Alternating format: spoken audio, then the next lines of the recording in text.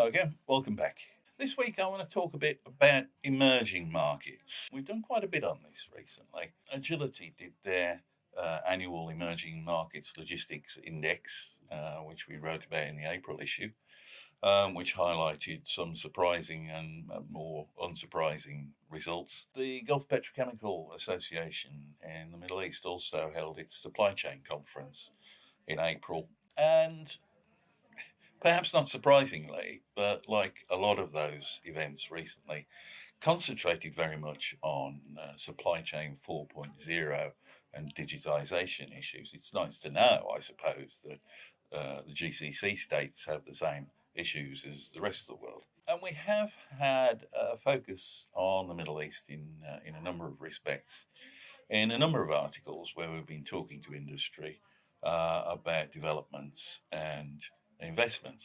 One of those, of course, is that there's rapid growth in downstream petrochemical sector in many GCC states. Most notably, of course, the construction of the huge new Sadara complex in Saudi Arabia. Some have said that the logistics impacts of Sadara have been overstated, and that in practice, demand for tank containers, for instance, has not really been impacted that much. There is ongoing downstream investment, of course. Once you get a facility that big, then others are going to come along and use its output for other products. So it's not a finished product yet. On the other hand, as John Sutton was saying in an interview we did with him that's in the May issue of HCB, things are not yet settled down in the Arabian Gulf.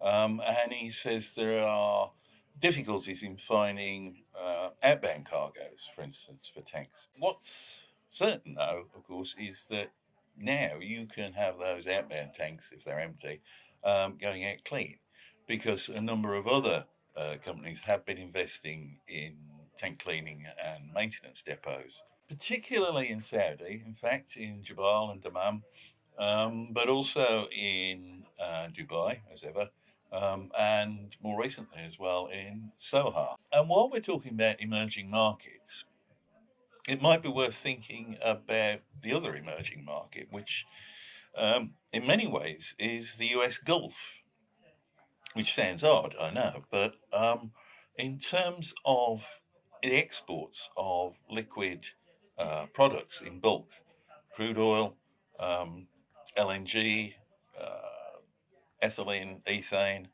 this is a new market because these streams have not previously come out of there, and certainly not in the volumes they are at the moment.